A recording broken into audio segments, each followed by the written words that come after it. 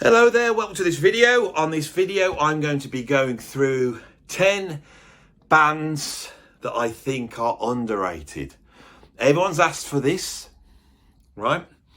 And so I felt I needed to do it. I've just done another overrated band video, and I know everyone loves the overrated ones, but here's 10 underrated bands.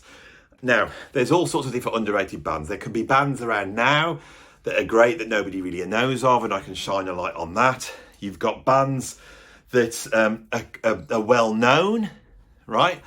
But should be more well known in terms of what they did in terms of music. And then you've got unknown bands from the past, and I've tried to do all of those with these bands. And so there's no ranking to this, and it's like this could be an ongoing series, but I got a piece of paper and I got my pen out and I basically wrote a list of, well, about 20 bands, and I took a few off. They're not that underrated, but I think I've got something here, and hopefully for music fans there'll be some interest here. So at number 10 on my underrated bands is a band that I've been a fan of for a few years now. I went to see them live recently. They're a new band from England, and I think they're absolutely incredible. And this is the band Henge, right? Henge are a band that I think is unclassifiable. They were a little, how do I start to explain what Henge are like? Right, so Henge are a band from out of space and with aliens in, and they've come to Earth to spread a message of love, basically. And when you see the live show, that is exactly what you see. They have this incredible singer who seems to have a permanent grin on his face. He's so full of joy. We don't see that with a lot of bands. Most bands are moody, but this guy is just so happy with his big beard and his long flowing hair and his eye makeup, and he has a glowing ball which is full of energy, this sort of space energy that goes around and around over his head. And then behind him are 3 aliens, and the aliens are playing, guitar bass. It's a normal band, but it's also got this electronica sound. Sound wise, it sounds like there's elements of prog in there. There's elements of psychedelia in there. There's elements of sort of dub reggae in there. There's elements of hip hop in there. This is a really mind-blowing band, and I've been listening to them for years. Recently, they played at the Progmeister Steve Gould's Prog Festival, which I go to every year because it's just up the road, and they headlined one of the nights. And I was sat there with my mouth open at what they were doing live. It was incredible. Moments of incredible complexity, pulling on all sorts of weird, abstract influences. I'm going to get onto these weird and abstract influences at the end of this video, but just park that there because this band is going to bookend the band that's at number 1. Anyway, that's who I have got at number 10, Henge. I would love to put a bit of video on here. When I went to see them the other night, I did go up to see the lead singer and ask him for an interview, but I got to be honest, he didn't seem that interested in doing an interview. He did say, yeah, come back and see me. I thought, no, he wants to do the gig, so I left him alone. But I will try and message them and get the fact that this video has been out, and hopefully if this video gets a lot of views and there's a lot of links, so there's going to be a link below to Henge. Please click on it and tell them I sent you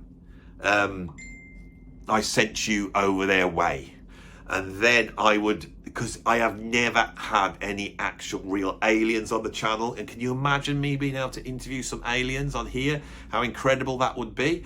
And so that is something I would like to do. So go over there, come on, Andy's Army.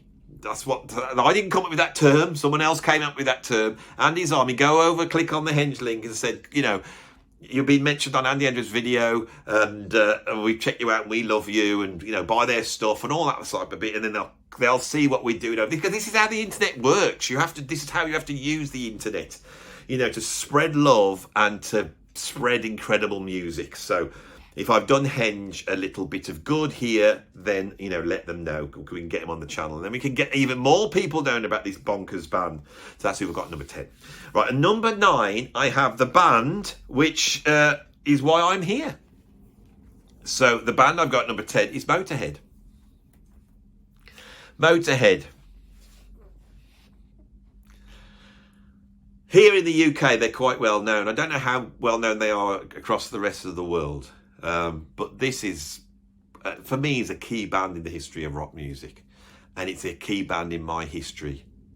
When I was in 1980, the beginning of 1980, around about January, I suddenly discovered rock music. There's bands like Rainbow coming out and White Snake. That was the first bands that got my interest. It was All Night Long by Rainbow and Fool for Your Loving by White Snake. And I was watching all this new wave stuff on the TV when they did have music on, and it was cool. I was cool. I used to love Ian Jury and Squeeze and Elvis Costello. I loved all that. But then suddenly I saw David Coverdale. He's got the long hair and he'd got the sort of, you know, the belt buckle, the tight trousers. And that rock thing I was drawn to. And it was the heaviness of it. And one of the things that interested me is that this heaviness seemed to place it culturally away from everything else that I knew. I'd grown up as a child in this world, and then suddenly coming as into my teenage world, rock music suddenly went, you know, there's another world out there. It was like a grown-up world, and the grown-up world was heavy. And so, you know, I started to explore these bands, Saxon, AC/DC, and Mot&ouml came out with Ace of Spades. So I went out and bought the single. I can remember it to this day. It was like a red cover of this single with the Mot&ouml right, and it was weaving around an Ace of Spades. And I took this track home, and I put it on, and as soon as it hit the needle of the turntable, I was up out of my chair, jumping around. My parents looked at me. I went berserk. I didn't even know I hadn't planned to do it. It was this music spoke deep down in me. Mot&ouml spoke to a part of me that I wasn't even in control of. It was talking to my unconscious Dionysian spirit, the 12-year-old spirit of rebellion. You know, punk never did it for me. It was Mot&ouml. And I absolutely loved them. I then went to Christmas, had Ace of Spades, and then they, a few years later, they came back around on tours a little bit older. Iron Fist came out. I bought Iron Fist. And Iron Fist has the same effect on me as Ace of Spades. And I went to see him on the Iron Fist tour, and I saw them in 1982, the day that the British declared war on Argentina for the Falklands War, which I think was some date in March. We're talking 42 years ago, and I shuffled up to the Birmingham Odeon with my friend's dad, and we stood there looking quite smart because we'd had a night out, so we put our best clothes on in a queue full of Hells Angels and bikers, shuffled into the Birmingham Odeon.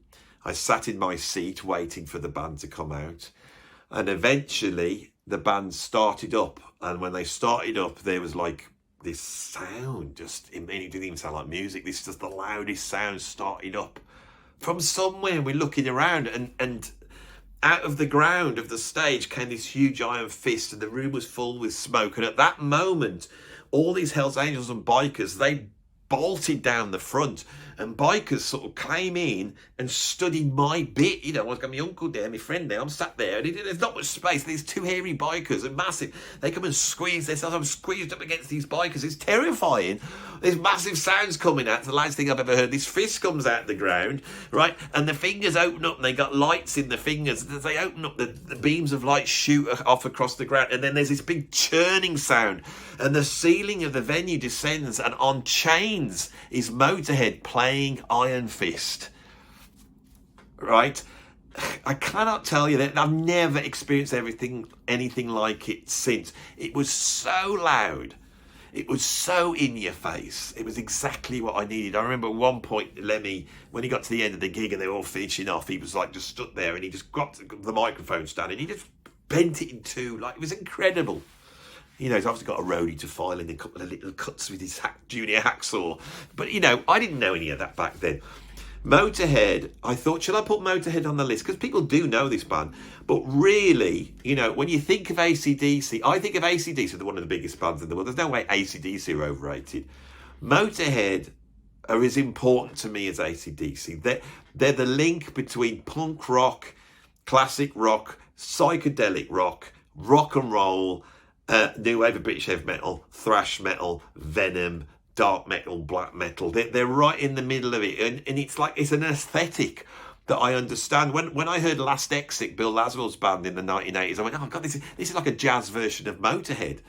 You know, when I heard Public Image's album, you know, that was produced by Bill Laswell, who also produced Orgasmatron by Motorhead, which is a great album.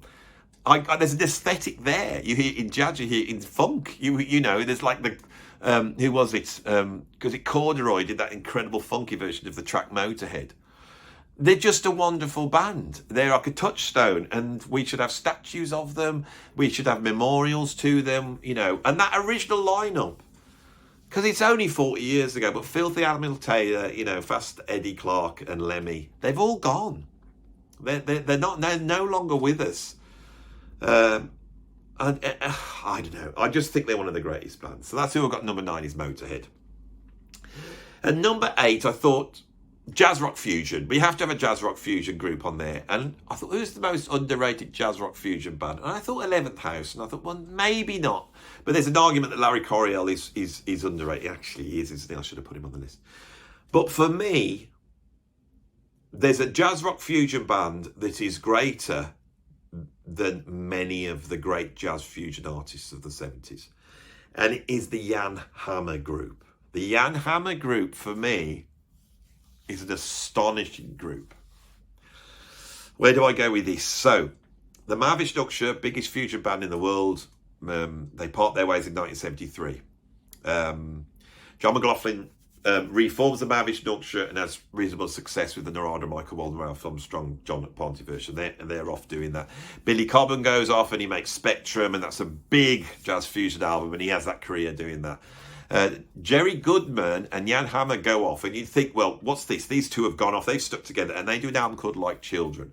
And Like Children is like a sort of non-spiritual Marvish Nuksha.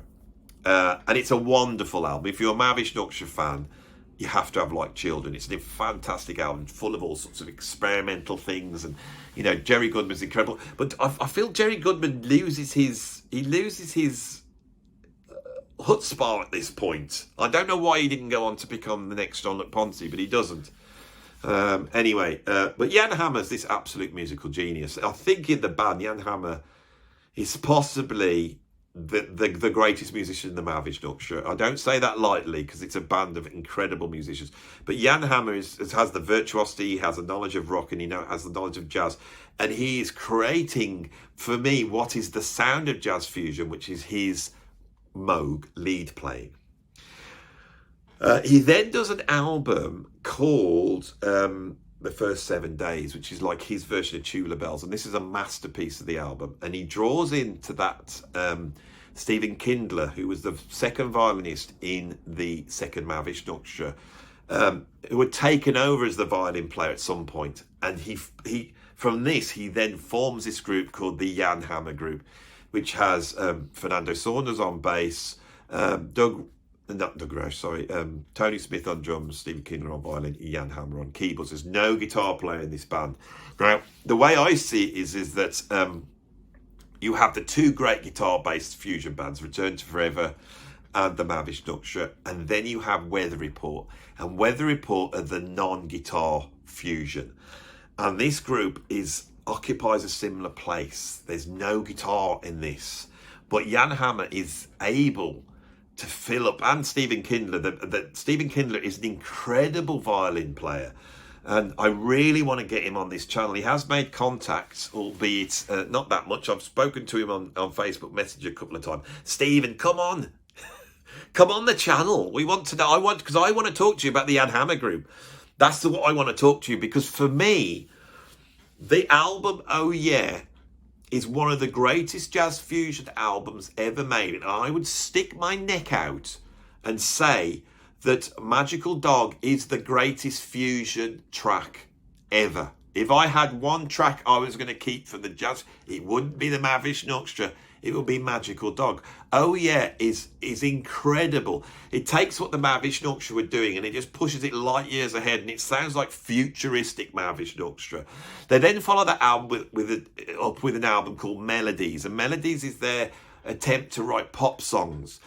And it should be a disaster. It's not. It's one of the greatest albums ever made. And the production and the playing and the soloing and the catchiness of the hooks. And it's just an unbelievable masterpiece, those two albums. Then they pull in Jeff Beck and they do a live album. I do not understand why this didn't propel this band into outer space, because Jeff Beck has done the album Wired. The sound of Wired, the sound of Lead Boots and Play With Me and Sophie, the sound of that there is the sound of the Jan Hammer Group. So that sound's selling all those records here, you know, and Jeff Beck on There and Back, it continues in this sound, which is on this band is such an incredible band. The Jan Hammer Group, I do not know why they're not household names the same as Return to Forever or Weather Report, you know, or the Mavish Orchestra, you know, or Stanley Clarke, or whoever it is that, you know, sold all these records. I do not understand it. So if you haven't checked them out, go and check out Oh Yeah, check out Melodies. And I'm sure many of you going, I've got that Jeff Beck live album. You think it's a Jeff Beck album, don't you? No, that's a Jan Hammer Group album with Jeff Beck on it. They play a couple of Beck tracks, but they're also playing Jan Hammer tracks on it. And the great moments, you know, is when, you know, there's some it's just incredible, beautifully recorded, incredible stuff. And they've released, I don't know if they're proper releases, but there's some bootleg stuff on Spotify of some concerts that they did. Go and check it out. Jan Hammer, I've always said he's like the Charlie Parker of jazz fusion. He's the guy that comes in with the phrasing and the sound. Right, everybody's trying to copy him after that. The guitarists are trying to copy him. The violin players are trying to copy him. Jan Hammer's the guy. Jan Hammer's the heavyweight guy, without a doubt. And such a genius, you know, by the 1980s, he made himself a multimillionaire because of the stuff he'd done with Miami Vice. It's all there. And that sound of Miami Vice, you go back, it's the Jan Hammer Group. The Jan Hammer Group. Right, so at number 7, I have got the rock band from the early 70s, Free. And you go, they're not overrated. Right, now let me argue my case. Right, in the early 70s, we've got Led Zeppelin, Deep Purple and Black Sabbath, and they all occupy a certain space. You know, Led Zeppelin, the sort of prototype hair metal rock band. Deep Purple, the sort of prototype of that sort of virtuoso chopsy band that, you know, can do all this, juggle all this stuff in the air. And Black Sabbath, of course, they're the heavy metal band. But there is a certain funky, groovy take on the blues, and Fleetwood Mac don't do it. ZZ Top don't do it. The band that does it is Free. Free have a sound which is absolutely gorgeous. It's like, for me,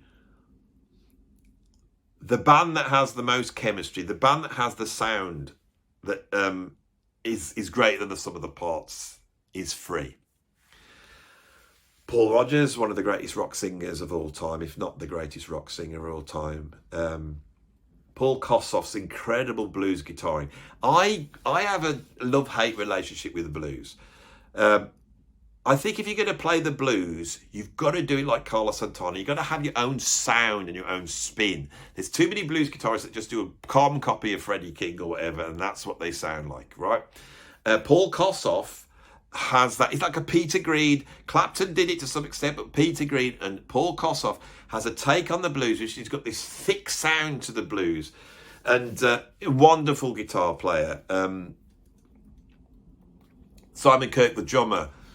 This is the hardest drumming you've ever heard. You want to try and play like that. He is the definition of a drummer that can play space. And Andy Fraser, the bass player, this is a guy that joined this band when he was like 14, 15 years old. He wrote All Right Now when he was like 16 years old.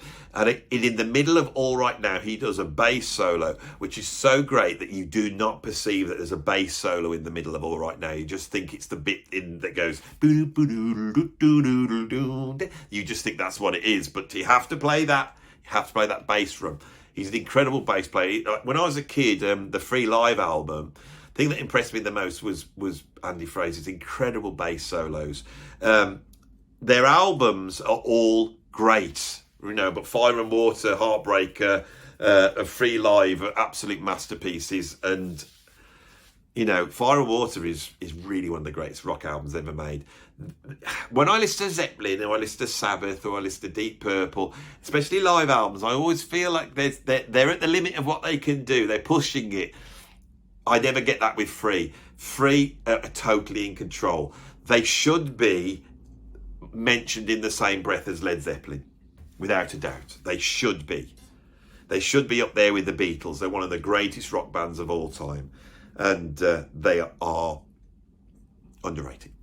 Right, so number 6, I've got a modern prog band that I've been a fan for a number of years, and I think they are one of the great prog bands around. It's a Swedish band called Moon Safari. They came out with an album last year, Himalayan Volume 2, which I reviewed, and if you want to check them out, I would go for that one first, because it is such a brilliant representation of this incredible band. Moon Safari do not fall in to either the post-Radiohead Let's Be Moody, Porcupine Tree world of progressive rock, or the post-Dream Theater Let's Just Do Progressive Metal. They don't do that. They are a proper progressive rock band. They write long-form stuff. They use classical instrumentation. It's quirky. It has an Englishness to it that you would hear with Genesis or Jethro Tull. That is in there too. And the thing that is their sort of superpower is the incredible 4-part harmonies.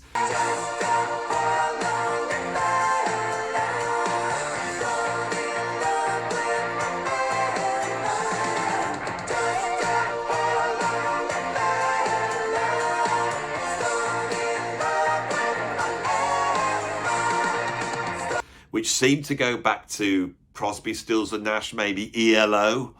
And if you imagine a more proggy version of ELO, that is what Moon Safari are like.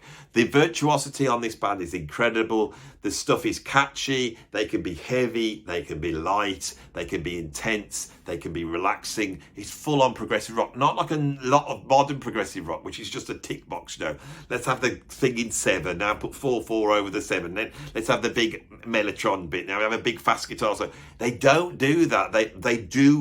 They're like old progressive rock. So if you're an old progressive rock fan, which I am, 70s progressive rock, they do that. But there's elements in the production and the songwriting which is almost coming from pop music, almost like modern pop music. And there's a strong 80s influence in there, especially on the new album. I cannot rate this band enough. If you like proper progressive rock, go and check them out.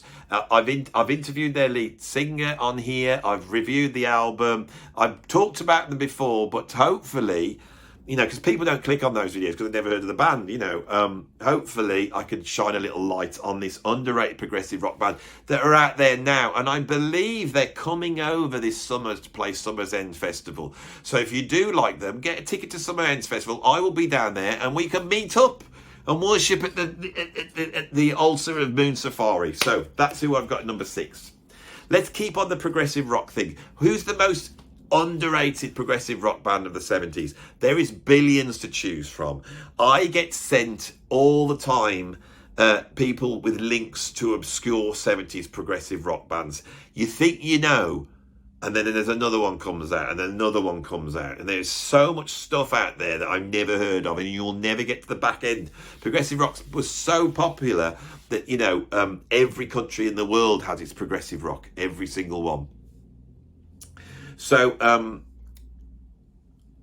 I thought, well, what about English progressive rock bands? Bands like Egg and Hatfield and the North, but people know those. But in 1976, a band brought one album out, and it's one of the greatest 70s progressive rock albums of all time. And that album was called Garden Shed, and the band was England. And what you have here is a sort of Genesis-y type progressive rock band with a leaning to jazz fusion, incredible virtuosity, incredible tightness. And it's such a statement, but it's a statement that just didn't catch on. Now, often when I talk about England, I said they were just a bit too late to the party. 76 Punk had happened. But the truth is, bands like UK, yes, we're doing Going for the One, you got War of the Worlds, Sky. I could see how this should have worked, and I've never quite understand why it didn't work. I don't know, is it the label or the marketing? Now, a few years ago, my mate Steve Gould, who runs the Progressive Rock Festival that we mentioned earlier on, when I was talking about Henge, he actually managed to get England back together to reform, to play again. But the interest in this band is really among the cognoscenti. Go and check this album out. It is just so musical. It's so beautifully composed. There is there's a tightness and funkiness that was always there with the early 70s progressive rock bands, and they've gone a little bit further. It's almost like, if you think of the post Peter Gabriel Genesis albums, if you think of that sort of prog, the sort of Trick of the Tail prog, and then you think of Brand X, and you think of somewhere in the middle, that's what we have. So that's what I've got at number 5, is England, the progressive rock album. They only made one album, I think. There might be some other weird things they brought out, but there's the one classic album. Go and check that out if you're a progressive rock fan. Right, at number 4, we have a band that I absolutely loved when I first got into music. When I was listening to Mot&ouml and I discovered metal, I started to listen to Judas Priest and Iron Maiden. I was listening to Def Leppard, all household names. But there was one band that was absolutely huge, and they bridged the gap between classic rock and the new wave of British heavy metal. And they were so big that I can remember watching them on Top of the Pops. They were having to hit records, but this band does not seem to have retained the huge power it had in the early 1980s of being one of the heavy rock bands you had to listen to, and that band is UFO. What's happened to UFO? Why does nobody talk about UFO anymore in the same way they talk about Iron Maiden, right? Or Judas Priest. Judas Priest still has cultural clout. Is it because UFO aren't going?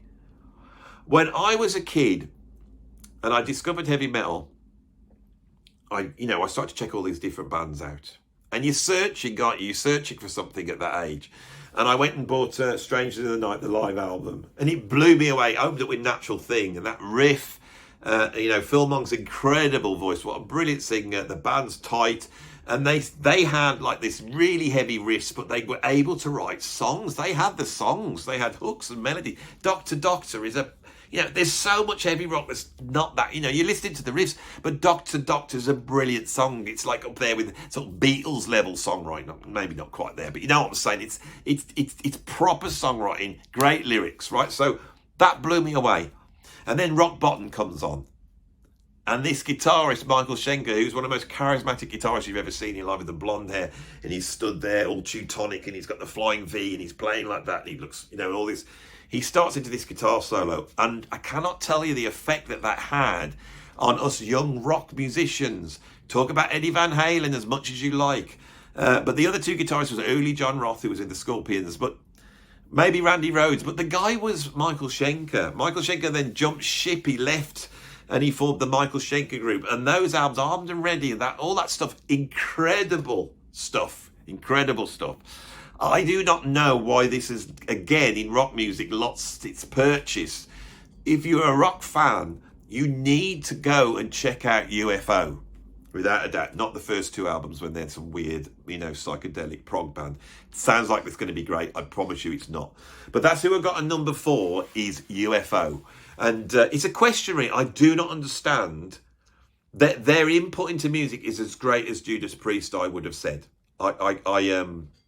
At the time, they were the band. Anyway. At number 3, I have the American funk metal band Fishbone. I've taught in colleges all my life. Kids come in, they love the Red Hot Chili Peppers. Even to this day, they'll get up and play Red Hot Chili Peppers songs. They love the Red Hot Chili Peppers, that sort of funky metal. And that goes back to a scene that emerged in the late 80s, early 90s. There's bands like 24/7 Spies, Urban Dance Squad, Firehose, that spin-off that Suicidal Tendencies did, the funky version I can't quite remember, Limbo Maniacs. I bought them all. I had them all. And then you had fringe bands on the side of that, like Primus. There's a whole scene. It was incredibly exciting. But Red Hot Chili Peppers were the herald of that stuff. It was great stuff. What you'd got was, after the sort of hair metal era, rap had come out. You'd had dance music, and this funk metal thing seemed like the precursor to grunge. And certain bands, like I would say perhaps Soundgarden, they're not funk metal at all, but they seem to be the same thing, right? Bad Brains, that was another one. I've tried to remember that spin-off of Suicidal Tendencies. It's such a great album. It's so funky, with the alligators on the front. The Plague That Makes Your Booty Move. I've got everything except the name of the bloody band. I nearly got it then. What were they called? You know, someone's saying in the comments. Right, so there was one band that the best of all of these bands was Fishbone. Fishbone were a funk metal band that emerged in the mid-80s, but they had aspects of ska in there as well. A large band, I think an all-black band, a bit like Living Colour. So they got that Living Colour vibe as well. Where do I start to say how incredible Fishbone is? I went to see a gig in Wolverhampton, and it was Bad Brains and Fishbone. Oh no, that was the second time I saw Fishbone. The first time I saw Fishbone was in Birmingham at the Hummingbird. And I can remember seeing this band, and they were like stripped to the waist. Their lead singer was cartwheeling around the room. This music went back to the beginnings of jazz. I could hear New Orleans, Dixieland. I could hear sort of vaudeville routines. They had the whole history of American music in their sound, and they were leaping about, doing all these incredible moves, and they were playing like heavy stuff, like almost like thrash metal at certain points. But then they would go to brass, and you would hear these brass sounds. And sometimes the brass sounds sound like Earth, Wind and Fire. Sometimes these brass sounds sounded like a ska band, like the Specials or Selector. And that's where they were drawing from. The British ska was where they were drawing from. And sometimes it sounded like old New Orleans jazz. The playing was off the chart. The drummer Fish, who I can remember was set up sideways on, so he was sideways on. Absolutely incredible. The funky slap bass player, this psychedelic Hendrix guitar all over the place. And they had two singers, one, with this sort of very high, black voice, and the other with this very, sort of much more deeper voice. And those worked together. Lots of vocal harmonies, incredible compositions, incredible catchy songs. 1 minute it's their thrash metal, 1 minute it's their funky metal, 1 minute it's their soul. Now, they brought a number of albums out. I got into them when Truth and Soul came out, which is a monstrous album. And that sort of is the blueprint for me, of the Fishbone sound. But then they followed it with Reality of My Surroundings, and that's the big, outlandish, proggy album, where all the tracks flow from one to the other. It's an incredible album, with a sense of humour, but also with it has the echoes of the Black American experience wound into that album. It's such an incredible album. They then follow that up with Give a Monkey a Brain and You'll Swear It's the Centre of the Universe, which has the track Swim, which is one of the heaviest, darkest metal songs you'll ever heard. And there's a tune on there, what's it called? It's like a sort of 6/8 in the harmonic minor, and it's just like prog metal. I won't ever, one word, I can't remember. Anyway, Fishbone, absolutely incredible band. They're still going, right? They're still making albums, I think. I do not know why they aren't a household name, and I think it is just because they're so good. And going back to the college, you know, we got these kids coming in, they like Red Hot Chili Peppers, and I would go, have you heard Fishbone? Because nobody said Fishbone. And I would just put Reality of My Surroundings on. From the opening, I would just put that on. I'm going to have a listen to this. And it blew everybody away. Everybody in that room would go, what the hell's this? This is incredible. I do not know why this didn't happen. They got radio play. I think often with Fishbone, the problem with Fishbone, they are just so good that they're eclectic. They can play anything. And so they would have singles come out. And if you heard something like Everyday Sunshine, which is a sort of gospel soul song, and it's what you have is the black music tradition embodied in Fishbone. That's what makes them so good.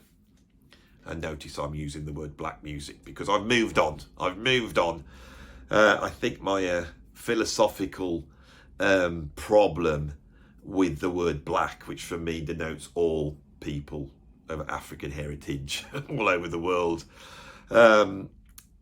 is not worth pursuing. So if from now on I will go back to using the term black music, which those of you who push back against me, you can take as a go at, and he has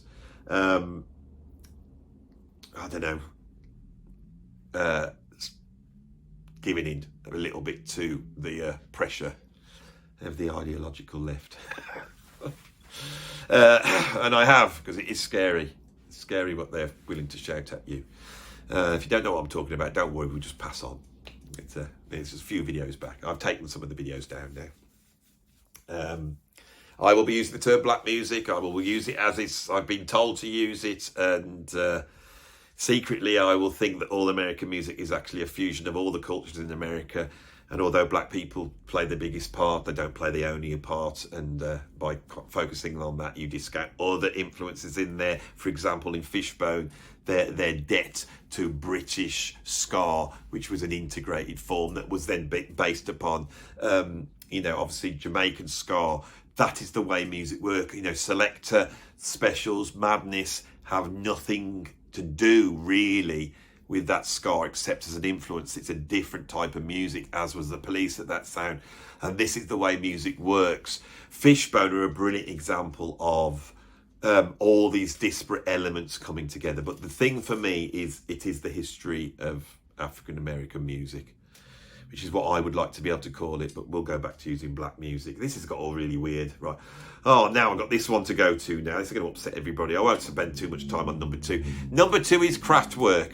Kraftwerk are the most important, influential band in popular music history. That's the bottom line. I'm not a massive Kraftwerk fan, right? I'm not a massive Kraftwerk fan, but I'm afraid that all these websites, these hundreds of websites that are there trumpeting the fact that Kraftwerk were more important and more influential than the Beatles is true.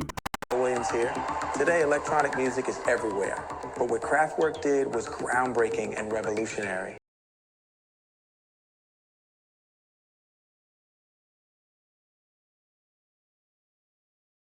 Because if you get in your car now and you put your radio on, you'll stick it to the channels that you never go on. It's got all the modern popular music on. Most of that comes directly from Kraftwerk. And you can listen to 100, 200 songs before you can start to say, well, that sounds like the Beatles. That's the bottom line. Kraftwerk, right, what they did, whether you like it or not, and I know why there's a pushback on here, right, there's a number of reasons why there's a pushback against Kraftwerk, is right, number one, Americans have never heard of them. That's one of the problems we've got. This is a German band. Their influence was in certain places in America. So African Bambaataa was listening to Kraftwerk. A lot of the British electro bands like Depeche Mode, Visage, they were listening to Kraftwerk. So you've got hip-hoppers listening to Kraftwerk. You've got Giorgio Moroder and disco. He's listening to Kraftwerk. You've got people like Frankie Knuckles that are going to create house music. they're listening to Kraftwerk. So Kraftwerk's tentacles are going into virtually every new music form. And if you go, anybody who's using an 808 drum machine is influenced by Kraftwerk, right? Anybody who's got robotic rhythms, anybody who where the lyrics are sort of trite and postmodern, and anybody that all modern acts where you don't know what they look like, for example, that's come from Kraftwerk. Kraftwerk, what they did now, and I know people are going to shout at me, going, yeah, but what about Wendy Carlos and the Beatles used a synthesizer on one of their albums, and this band did electronic. I know they're Tangerine Dream, right? When you go and listen to sort of new age music or any electronic soundtrack to a film and all that sort of washy, willowy, trippy, let's do a bit of yoga and have a bit of droniness in the back. Yeah, that's Tangerine Dream. That's very influential. It's not like Kraftwerk. Every modern artist is influenced by Kraftwerk. The very way we make music, the machine-like way, in the way the computers cut everything up and tune everything up. If Kraftwerk had auto-tune, they would have used it, and they would have used it artistically to take away the characteristics of the popular song, which comes from the blues, comes from jazz, comes from soul. Right? Their biggest achievement, I think, is the de-bluesifying of popular music. Right? There's none of that exists in Kraftwerk. There's no nod to African American music, black music with Kraftwerk. It's the complete opposite of Fishbone. And now, if you listen to modern popular music, even hip hop and modern rhythm and blues, it lacks every bit of soul. And that's why you don't like it, because what you hear is the machine-like aspect of Kraftwerk. So I think that's the second reason why a lot of people who watch this channel don't like them, is because they don't really know them. So they think, why is Andy going about this band I've never really heard of? And then those who do know them are going, yeah, but I know they're massively influential, but on all the music I don't like. But for me, Kraftwerk, it's art, and they are foreshadowing something artistically when they do what they do in the 1970s. You see, that's the difference.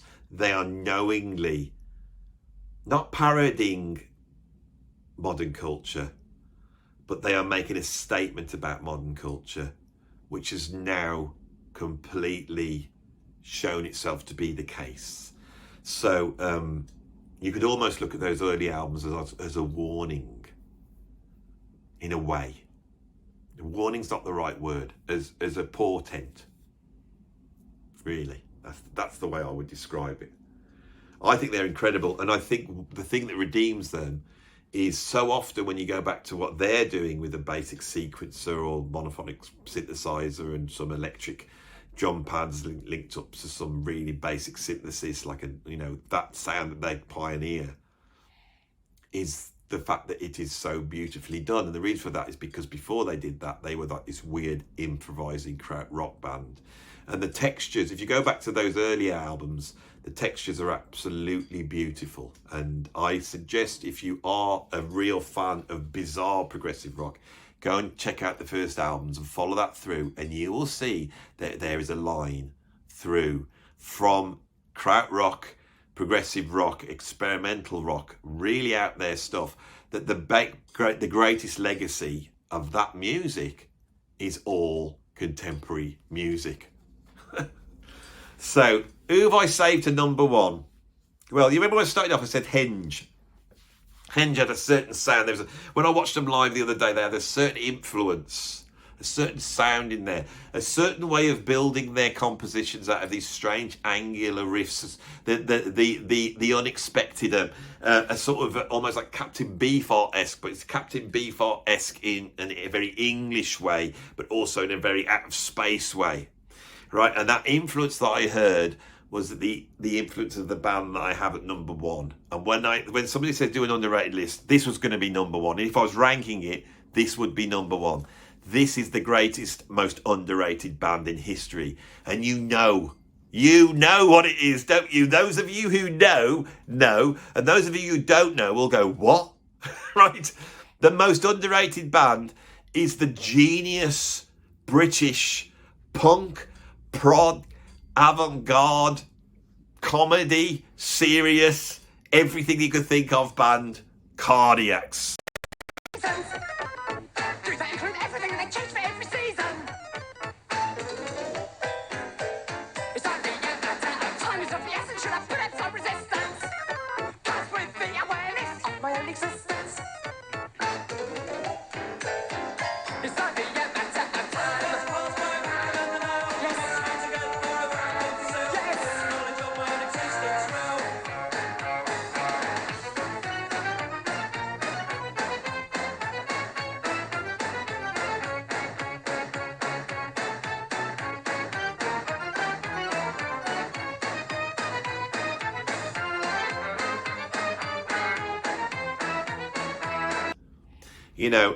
Put together by the genius of Tim Smith.